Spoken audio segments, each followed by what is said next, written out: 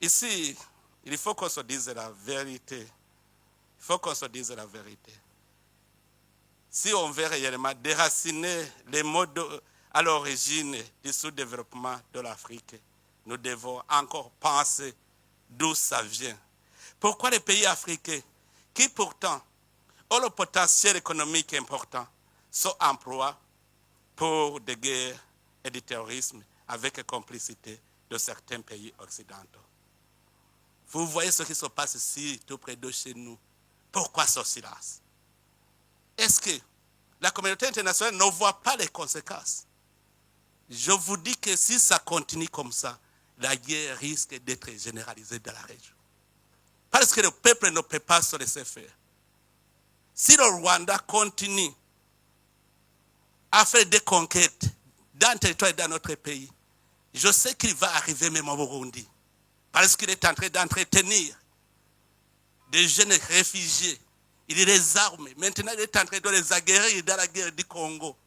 Un jour, il veut venir au Burundi. Nous n'allons pas accepter la guerre généralisée. Nous savons son plan. C'est qu'il est en train de préparer quelque chose contre le Burundi. Et heureusement, les Burundais sont avertis. Si la communauté internationale le laisse faire, en tout cas, ici au Burundi, on ne va pas se laisser faire. J'appelle encore une fois la communauté internationale à prendre cela au sérieux. Nous avons une menace dans la région. Ce n'est pas le Burundi seulement. La Tanzanie, l'Ouganda, le Kenya, c'est à toute la région, c'est une menace. Si l'Est du Congo n'a pas la paix, la région n'a pas de paix. Ne pensez pas que c'est le Burundi seulement qui éprouve une menace. Les Sud-Africains sont en train de souffrir à l'Est du Congo. Est-ce que vraiment, vous voyez où se trouve l'Afrique du Sud? Mais l'insécurité à l'Est du Congo a des conséquences sur l'Afrique du Sud. N'est-ce pas, monsieur l'ambassadeur? Donc, au point de vue sécuritaire, seulement nous avons cette menace à l'Est du Congo. Si vous laissez les choses se détériorer comme ils sont, sachez très bien que les conséquences seront néfastes. Et chaque pays va se débrouiller lui-même. Mais vraiment, moi, j'ai un plan que j'avais proposé à la région. Je sais que si ce plan était respecté, on serait en paix. Parce que vous savez, si le Rwanda justifie sa présence par la présence des FDLR, est-ce que ce n'est pas une question qui peut être résolue pacifiquement? Sacrifier le peuple congolais, tuer des millions de gens, sous prétexte qu'il y a une menace. Est-ce que cela ne peut pas être réglé sans verser le sang des innocents? Je sais que la RDC et le Rwanda peuvent s'entendre très bien sur la gestion de ce mouvement. Moi-même, je disais qu'il faut une coalition internationale de lutte contre les groupes armés étrangers à l'est de la RDC. Comme ça va garantir le Rwanda et ça va aussi permettre au Congo d'entamer le processus de paix. Qu'est-ce qui manque? Qu'est-ce qui manque? C'est parce qu'il y a complicité. Sinon, si tous nous sommes d'accord de nous mettre ensemble pour combattre tout groupe armé étranger à l'est de la RDC, ça sera fini parce que ça va garantir le Rwanda. Ça va aussi permettre au Congo d'organiser son pays pacifiquement. Ça, c'est un. Si on parle de M23, moi, j'avais essayé de me mettre en contact avec les responsables du M23. Je leur ai dit, si réellement vous n'êtes pas des Rwandais, pourquoi vous n'acceptez pas de déposer les armes et emprunter le chemin de la paix? Comme vous êtes Congolais, vous aimez votre pays. Alors, à ce moment-là, ils m'ont dit, nous sommes d'accord, parce que je leur disais, aussi longtemps que vous n'êtes pas cantonné, on ne saura pas qui est Rwandais, qui est Congolais.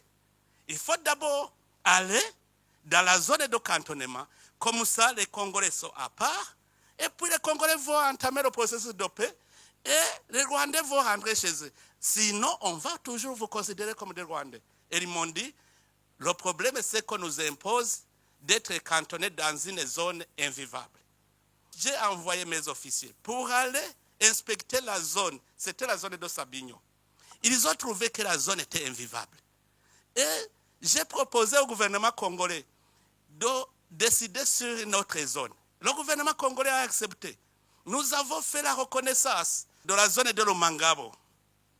On a envoyé les chefs d'état-major pour aller inspecter, voir si la vie est possible. On a trouvé que toutes les facilités étaient là. Et le M23 avait accepté d'aller dans le cantonnement.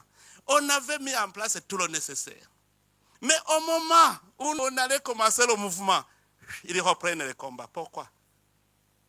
Alors que chez moi, d'ailleurs, ils avaient dit, si nous y allons, quelle est la suite? La suite, c'est maintenant aller dans le processus de paix, les négociations de Nairobi. Et tout ce que vous réclamez, vous allez le réclamer pacifiquement. Ils avaient accepté. Et j'avais convaincu même le gouvernement congolais, souvenez-vous, le gouvernement congolais avait dit, s'ils acceptent d'être cantonnés, c'est qu'ils acceptent le processus de paix, nous allons les intégrer dans le processus de Nairobi. Le gouvernement congolais était d'accord. Mais quand ils reprennent le combat, comment négocier avec quelqu'un qui ne veut pas la paix?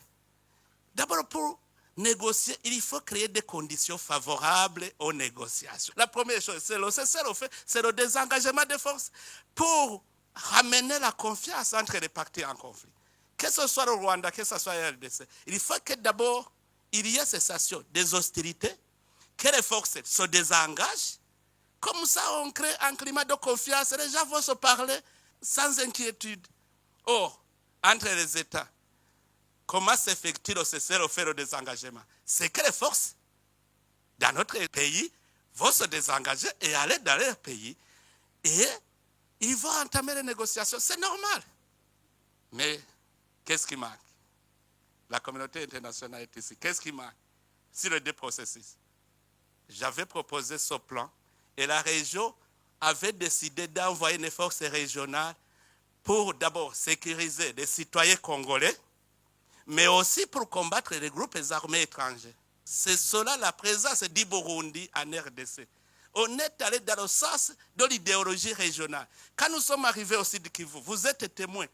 La paix et la sécurité a été ramenée. On a entamé le processus de réconciliation des communautés congolaises. Jusque maintenant, c'est calme.